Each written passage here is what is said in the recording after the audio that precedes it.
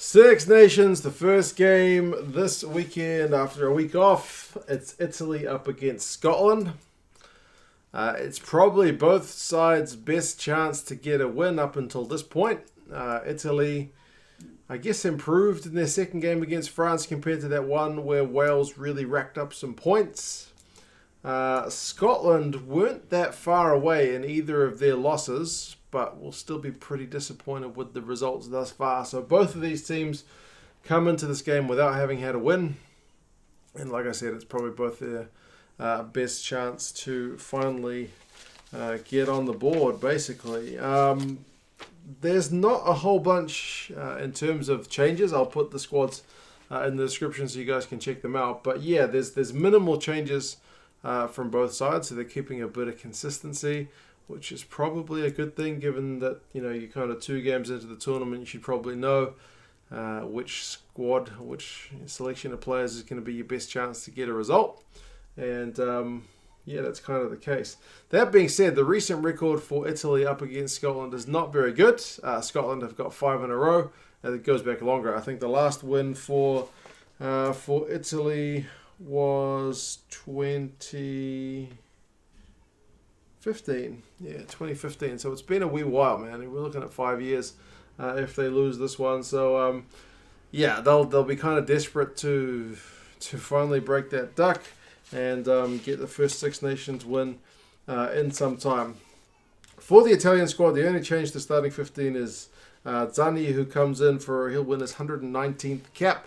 I believe he was injured kind of like close to kickoff in that last game against France. So he comes back in the second row. Otherwise, it's pretty much the same team that played in France, at least in terms of starting 15. So Lovotti, Bigi, and Zilocchi is the front row. Zani and Cannone is the second row. Polledri, Negri, and Steyn.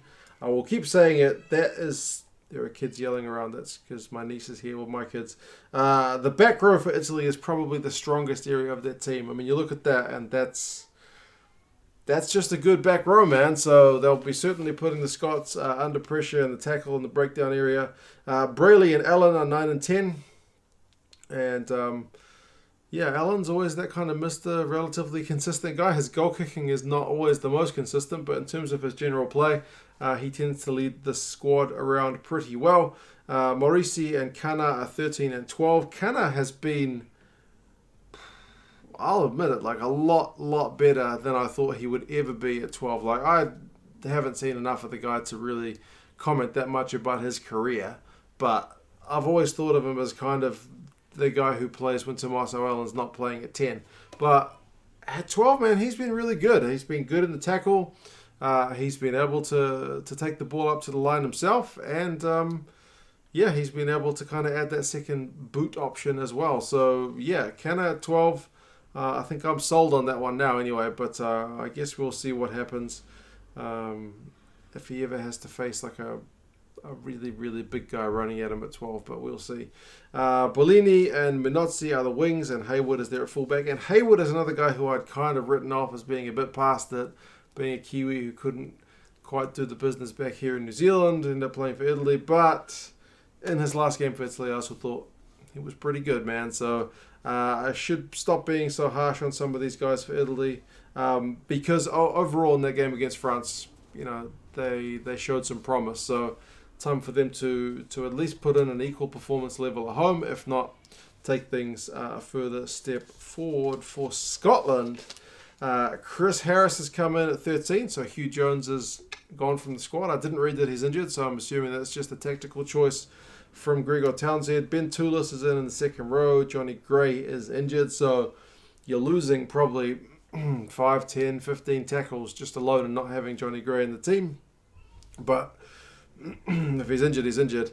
McAnally gets the start ahead of Fraser Brown this week, but Brown is there on the bench. I guess the other story about Scotland is the fact that Finn Russell is still not in the squad. I mean, they put out a statement, I think after the last game, that he's kind of welcome back, but he has to sign up to some behaviour agreement. I didn't watch the whole thing, but there's definitely a rift between Russell and Townsend, so that hasn't been mended as yet. So it is still Adam Hastings in the 10 jersey, and I said before the Six Nations started, that guy needs more minutes in the 10 jersey. Well, he's certainly getting a few of those. So, yeah, we'll see how he goes, man. I've not been unimpressed with how he's played. He's been pretty good, but still, in my heart of hearts, I want to see Finn Russell in that Scotland jersey just cracking defences open. So that is what it is. The rest of the squad, I think, is pretty stable. Sutherland, McAnally, Ferguson is the front row. I mentioned McAnally already, but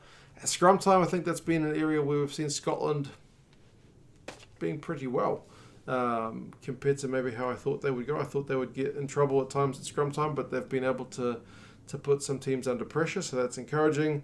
Toulis and Cummins second row, Ritchie, Watson, and Bradbury. So equally, as I kind of gave some praise to the Italian back row, that Scottish back row is also, I mean, Ritchie, Watson, two of my favourite Scottish players, and Bradbury, yeah, he's not half bad either. So the back rows, that battle on its own is probably worth the price of admission.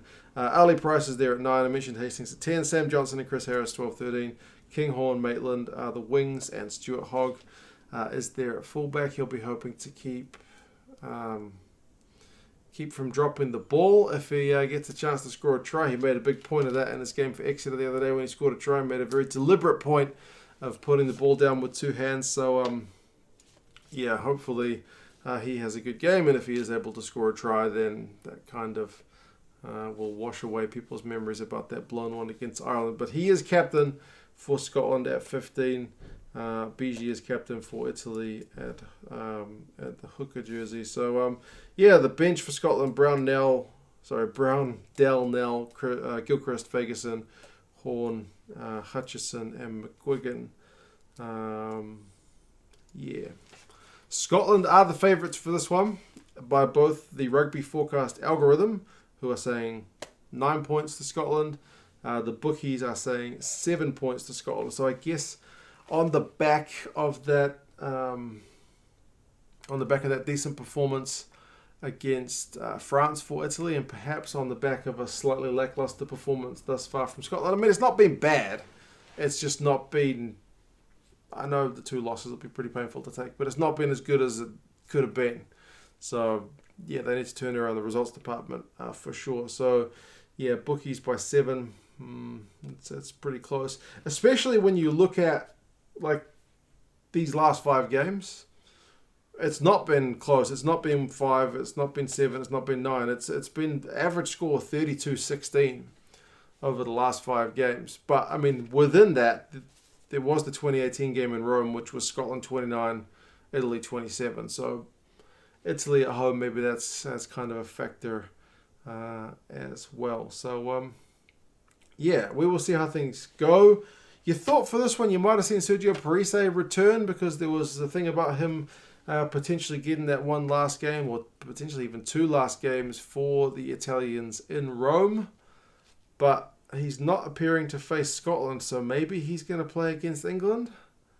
We will have to wait and see, but he is certainly not in the squad for this one. So, yeah, we'll wait and see. Can the Italians get up and finally get a Six Nations win? That would get people off their back for a little while because they get a fair bit of stick.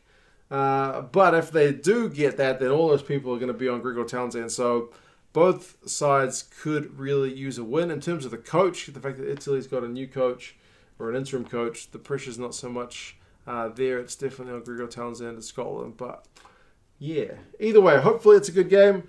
Hopefully it is a nice, close game. I know Scotland fans would like it to be a bit of a blowout. Even Italy fans would like to blow Scotland away. But as a neutral, I'm hoping for a close one. You guys enjoy the game. Let me know your thoughts. How do you think this one is going to go? And if you don't know how you're going to watch the game and you're outside the UK, Ireland, France, Italy, then stick around. I will show you how you can watch the game using a VPN. But anyway, cheers guys, and talk to you soon. See ya. Remember guys, if you are looking to see any of the Six Nations games this week or the old ones on demand, download ExpressVPN. The link is in the description. There's a discount code or a discount offer there as well. The sites you'll need to go to Some of the games are here on ITV. Some of them are here on the BBC iPlayer. So I'm just going to pick something kind of at random here, just to pick. What should we have a look at?